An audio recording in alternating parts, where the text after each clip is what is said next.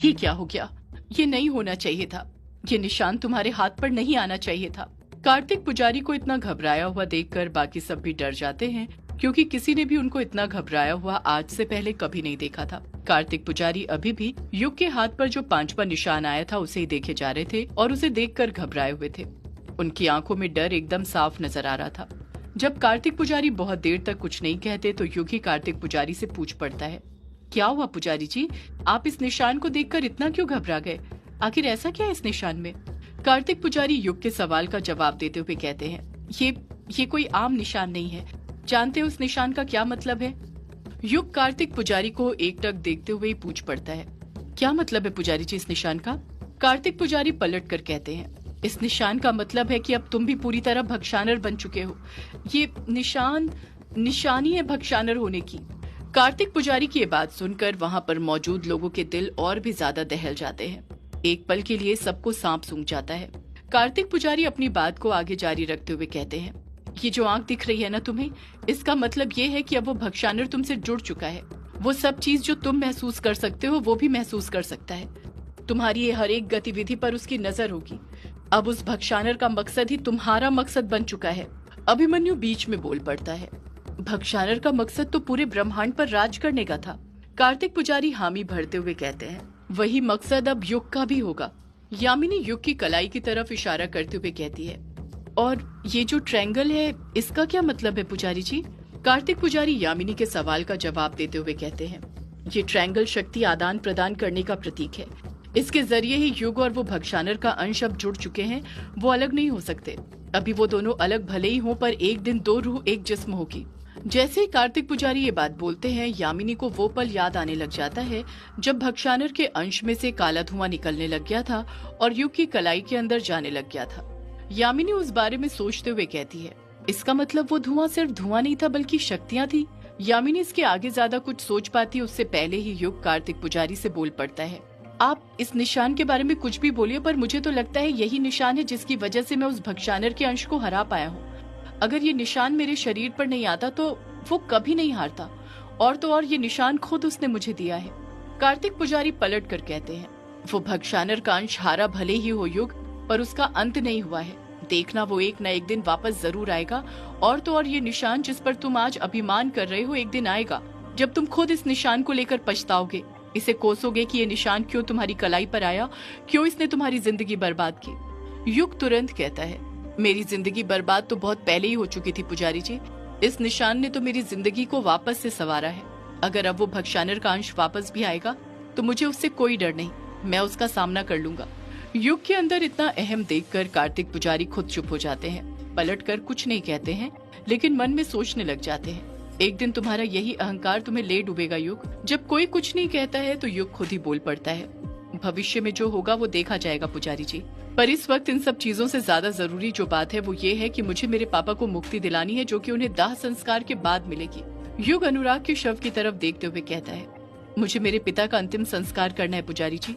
युग के कहने पर कार्तिक पुजारी भी अनुराग के शरीर की तरफ देखने लग जाते हैं। बल्लू काका भी रोते हुए बोल पड़ते हैं, हाँ पुजारी जी, मुझसे भी छोटे मालिक के शव की ऐसी हालत नहीं देखी जा रही। आप जल्दी से छोटे मालिक के शव का अंतिम संस्कार कर दीजिए। कार्तिक पुजारी को भी युग और बल्लू काका की बात ठीक लगती है और वो भी हाँ में अपना सिर हिला देते हैं। युग, अभिमन्यु, कायर और चैटर्जी मिलकर अनुराग के शव को उठाते हैं और मंदिर परिसर की दहलीज के बाहर ले आते हैं। मंदिर की कुछ दूरी पर ही एक बड़ा सा मैदान था जो पूरी तरह खाली था।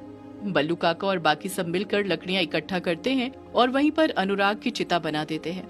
युग नम आंखों के साथ ही सभी के साथ मिलकर अनुराग के शव को चिता के ऊपर रख देता है। सभी लोग पीछे हट जाते हैं, बस युग ही अपने पिता के शव के पास खड़ा रहता है। युग देखता है कि अनुराग की आंखों की पुतलियां गायब थी, जिसे काले साये ने निकाल लिया था। अनुराग की पलकें खुली हुई थी। युग नम आंखों के साथ अपने हाथों से अनुराग की पलकें बंद करने लग जाता है, पर अनुराग की पलकें बंद ही नहीं हो रही थी, वो खुली की खुली रहती हैं। युग 5-6 बार अनुराग की पलकों पर अपने हाथ फेरता है, पर उन पर कोई असर नहीं पड़ता है। अनुराग की पलकें अपनी जगह पर से जरा सी भी नहीं हिलती है। कार्तिक पुजारी ने अंतिम संस्कार की क्रियाविधि शुरू कर दी थी और उनके जोर देने पर युग भी उसमें सम्मिलित हो गया था। उसका खुद ब खुद अनुराग की पलकों पर से ध्यान हट गया था। कार्तिक पुजारी क्रियाविधि समाप्त करते हुए जलती हुई मशाल युग के हाथों में देते हुए कहते हैं, जाओ युग बेटा, और जाकर अपने पिता को मुखाग्नि दो। युग कार्तिक पुजारी के हाथ में से मशाल लेता है और उसे लेकर चिता के पास जाने लग जाता है। बाकी सब चिता से कुछ दूरी पर ही खड़े हुए थे।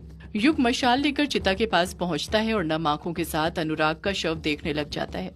अनुराग का शव देखते हुए उसे वो लम्हात याद आने लग जाते हैं जो उसने अपने पिता के साथ बचपन में बिताए थे। उसे याद आता है कि किस तरह वो अपने पिता के साथ खेला करता था, किस तरह वो उसे बचपन में यक्षिणी की कहानी सुनाया करते थे। उसे वो पल भी याद आता है जब अनुराग एक बार युग को लेकर दैवीय झरने के पास गया था। युग उन्हीं पलों में खो जाता है, मुखाग्नि नहीं देता है। कार्तिक पुजारी युग पर दबाव बनाते हुए फिर उससे कहते हैं, युग बेटा, चिता को मुखाग्नि दो। अगले पल युग अपनी यादों से बाहर आता है और मशाल को आगे करते हुए अनुराग के शव को मुखाग्नि देने लग जाता है। युग ने मशाल को अनुराग की चिता के पास तो रख दिया था, पर उसकी चिता में आग ही नहीं पकड़ रही थी। ये देखकर सिर्फ युग हैरान नहीं हुआ बल्कि बाकी सब भी हैरान रह गए थे। कायर खुद से बड़बड़ाते हुए कहता है, ये क्या हो रहा है? अनुराग अंकल की चिता में आग क्यों नहीं लग रही? युग फिर एक बार कोशिश करता है, पर इस बार भी चिता आग नहीं पकड़ती है। करीब 15 मिनट हो गए थे युग को चिता में अलग अलग जगह से आग लगाने की कोशिश करते हुए, पर अभी तक चिता ने आग नहीं पकड़ी थी। ये सब देखकर अभिमन्यु को न जाने क्या हो जाता है। वो उसी वक्त अपने कदम आगे बढ़ाता है, घासलेट की बोतल उठाता है और उसे पूरी चिता के ऊपर उलट देता है। कार्तिक पुजारी अभिमन्यु को टोकते हुए उससे कहते हैं, ये तुम क्या कर रहे हो अभिमन्यु? रुक जाओ, ऐसा करना कदापि उचित नहीं है। अभिमन्यु कार्तिक पुजारी की एक नहीं सुनता और घासलेट चिता पर उलटते हुए कहता है, आप देख नहीं रहे पुजारी जी क्या हो रहा है? शायद लकड़ियां गीली हैं इसलिए आग नहीं पकड़ रही है, इसलिए तेल डाल रहा हूँ ताकि आग पकड़ ले। कार्तिक पुजारी पलटकर कुछ कहते उससे पहले ही चिता में आग लग जाती है, लकड़ियां जलने लगती हैं। ये देखकर कार्तिक पुजारी अभिमन्यु से फिर कुछ नहीं कहते हैं। अनुराग की चिता में आग लग गई थी। उन सबकी आंखों में जलती हुई चिता की आग नजर आने लग गई थी और देखते ही देखते उस चिता की लपटें इतनी ज्यादा बढ़ जाती हैं कि सीधे आसमान की तरफ जाने लग जाती हैं। आग इतनी ज्यादा बढ़ गई थी कि उसकी तपिश वहां पर मौजूद सभी लोगों को महसूस होने लग गई थी। उन सभी को गर्मी का एहसास होने लगा था। इससे पहले कार्तिक पुजारी ने भी कभी किसी चिता को इतनी ज्यादा फैली आग की लपटों के साथ जलते हुए नहीं देखा था। चंद लम्हातों में ही वो चिता पूरी तरह जलकर खाक हो जाती है। जब आग की लपटें पूरी तरह बुझ जाती हैं और सबकी निगाहें वापस से चिता पर पड़ती है तो सबके होश उड़ जाते हैं। उनकी आंखें खुली की खुली रह जाती हैं। ऐसा लग रहा था जैसे वो कोई सी ऐसी चीज देख रहे थे जिस पर यकीन करना नामुमकिन था। वो सब देखते हैं कि लकड़ियां तो पूरी तरह जलकर खाक हो गई थी, लेकिन अनुराग का जो शव था वो बिल्कुल भी नहीं जला था। उस पर आग की लपटों का जरा सा भी असर नहीं हुआ था। बल्लू काका डर के साथ हकलाते हुए कहते हैं, ये कैसे हो सकता है? लकड़ियां तो पूरी तरह से जल गई, पर छोटे मालिक का शव क्यों नहीं जला उसके साथ? बल्लू काका के सवाल का जवाब वहाँ पर मौजूद किसी भी शख्स के पास नहीं था, इसलिए वो सभी खामोशी के साथ वहीं पर खड़े रहते हैं। वो सब भी उसी तरह हैरान परेशान रह गए थे जिस तरह बल्लू काका रह गए थे। कार्तिक पुजारी खुद से बड़बड़ाते हुए कहते हैं, ये तो अनर्थ है, ऐसा कदापि नहीं होना चाहिए था। सबकी बोलती बंद हो गई थी अनुराग के शव को इस हालत में देखकर। कार्तिक पुजारी फिर बोल पड़ते हैं, जब तक अनुराग का शव जल नहीं जाता उसे मुक्ति नहीं मिलने वाली। उसके शव का जलना बहुत जरूरी है। युग गुस्से के साथ कहता है, मैं अपने पिता को मुक्ति दिला कर रहूंगा, चाहे इसके लिए मुझे कुछ भी क्यों न करना पड़े। युग की आंखों में एक जुनून जज्बा नजर आ रहा था। वो एकटक नजरों से बस अनुराग के शव को ही देखे जा रहा था। अभिमन्यु तुरंत युग के पास जाता है और उससे कहता है, तू क्या करने की सोच रहा है युग? युग अभिमन्यु के सवाल का कुछ जवाब नहीं देता है। वो बस एकटक नजरों से अपने पिता के शव को ही देखे जा रहा था, पर युग की आंखों में देखकर साफ समझ आ रहा था कि उसके मन में कुछ न कुछ तो जरूर चल रहा था, कुछ ऐसा जो वहाँ पर मौजूद बाकी सब लोगों के दिल को दहला कर रख देने वाला था। अभिमन्यु फिर युग से पूछ पड़ता है, बोल युग, तो क्या करने की सोच रहा है? युग भारी आवाज में कहता है, मुझसे दूर हो जा अभिमन्यु। अभिमन्यु हड़बड़ाहट के साथ कहता है, दूर हो जाऊं, पर क्यों? युग गुस्से के साथ ही कहता है, मैंने कहा मुझसे दूर हो जा। अभिमन्यु युग के पास ही खड़ा रहता है, उससे दूर नहीं हटता है। यामिनी कुछ करने का सोचती उससे पहले युग अभिमन्यु को गुस्से के साथ धक्का दे देता है, जिस कारण अभिमन्यु दूर जाकर गिर जाता है। जब तक अभिमन्यु वापस से उठकर खड़ा होता है, उससे पहले ही युग एकटक नजरों के साथ अनुराग के शव को देखता है और अपने अंदर की शक्तियों को जागृत करता है। देखते ही देखते उसके हाथों से आग की लपटें निकलने लग जाती हैं, जो सीधे जाकर अनुराग के शव पर पड़ने लग जाती हैं। अनुराग का शव चारों तरफ से आग से घिर जाता है। वो आग की लपटें इतनी ज्यादा तेज थी कि किसी को भी कुछ नजर नहीं आ रहा था।